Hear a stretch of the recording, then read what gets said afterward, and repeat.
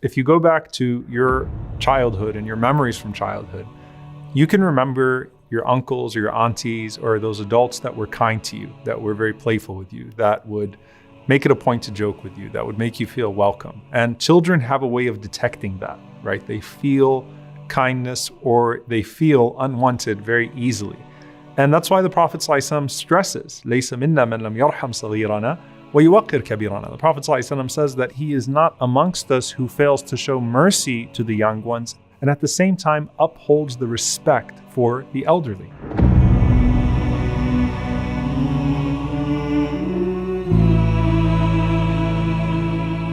And Anas ibn Malik radiallahu ta'ala anhu says, I never saw anyone more merciful with children than the Prophet sallallahu alaihi wasallam. I mean, when you brought your children around the Prophet sallallahu alaihi wasallam, he would do everything but ignore them. He would play with them sallallahu alaihi wasallam.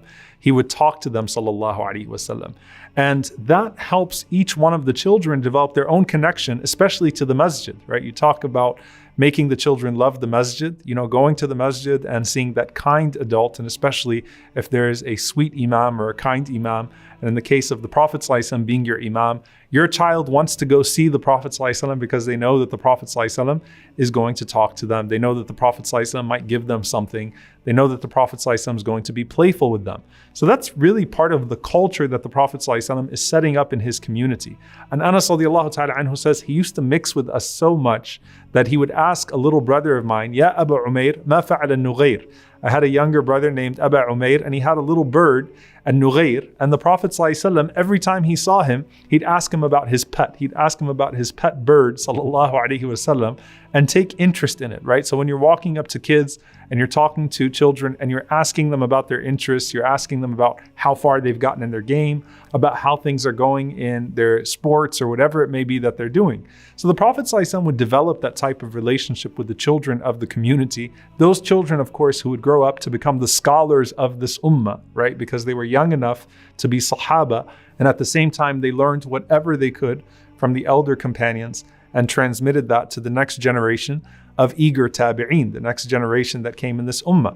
So how did this start off with the Prophet ﷺ?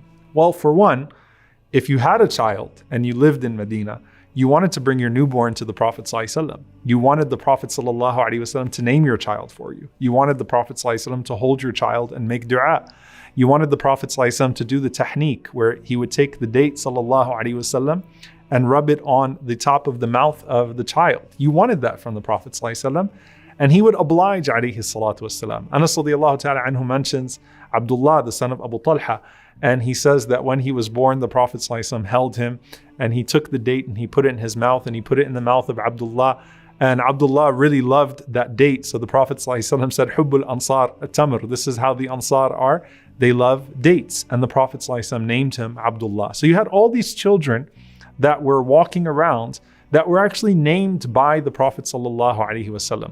And when the Prophet ﷺ saw the Abyssinian children, he would try to speak their language ﷺ, and he would stumble speaking their language, sometimes on purpose, so that they could laugh with him ﷺ as he was trying to speak their language. A child could take him by the hand ﷺ and show him things and point out things to him.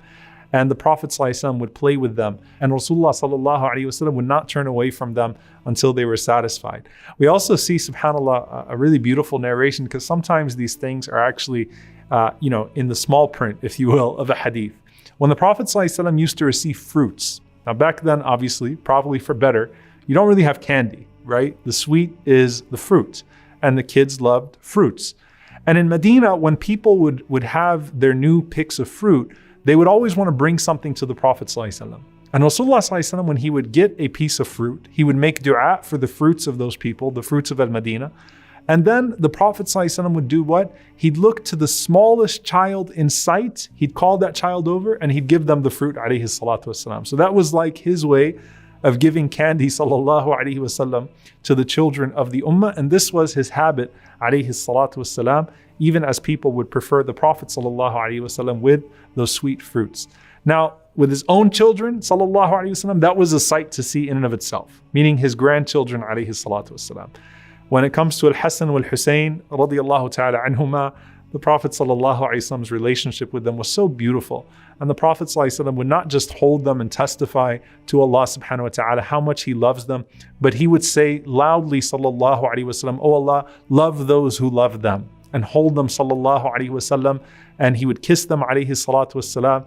Fatima radiallahu ta'ala anha, she mentions when the Prophet ﷺ used to visit the house and he'd call out, "Atamma luka', where's the little one at? Where's the little one at?" And he means, sallallahu alayhi wasallam, "Atamma luka'," he means, sallallahu alayhi wasallam, al-Hasan radiallahu ta'ala anhu, bring him out to me. And the Prophet ﷺ would put in his own cloak, alayhi salatu wassalam, al-Hasan and al-Husayn and Usama ibn Zayd and Zainab and Umama. He would put all of his grandchildren, alayhi salatu wassalam, under his cloak, and he would hold them close and he would make dua. And this was a sight that was changing the culture of Al-Madinah. There was a man that once saw the Prophet ﷺ throwing Al-Hasan wal-Husayn and kissing them and hugging them, and he said, "I have 10 of them and I never kissed any of them. Like, this is not normal. You know, we're men, we're not supposed to kiss our children." And the Prophet ﷺ said, "What can I do about a man who has no mercy? You know, whoever does not show mercy will not have mercy shown to them." So the Prophet ﷺ said, this is part of rahmah. This is part of mercy that we show to these children. And the Prophet ﷺ especially paid attention to those orphans, to those children that were deprived of that love. The Prophet ﷺ would go out of his way to be that figure to those orphans that didn't have the love of a father, because he ﷺ did not have that love himself. He grew up without that. And he said, sallallahu alaihi wasallam, the best house is the one in which orphans are treated well, and the worst house is the one in which orphans are treated poorly. So just like when he talked about feasts being exclusive and the worst feasts being the ones that the poor are excluded from, the Prophet ﷺ says that the worst houses are the ones in which the orphans are not treated well. And the Prophet ﷺ made it a point to be that emotional support and to bring them close, ﷺ, emotionally, so that they could feel that connection. And that's why he told Abu Darda radiallahu ta'ala anhu, he said, "Do you want your heart to be softened? Do you want to find that your things will be provided for you in life?" He says, "Adni al-yatima mink," bring the orphan close to you. "Wamsah bi ra'sihi wa at'imhu min ta'amik," and caress his hair and feed him from what you eat. And he said, "Wallahi, it will soften your heart and it will fulfill your needs." So the Prophet ﷺ would go out and he would bring the aitam, he'd bring the orphans to his own home, sallallahu alaihi wasallam. He would walk with them. And because they were so subject to exploitation, the Prophet ﷺ would not just play with them, but he would intercede for them for any issue that they had, sallallahu alaihi wasallam. So he pays special attention to children as a whole in the ummah, and he pays even closer attention, sallallahu alaihi wasallam, to those children that were not getting to live like the children around them. صلوا عليه صلوا عليه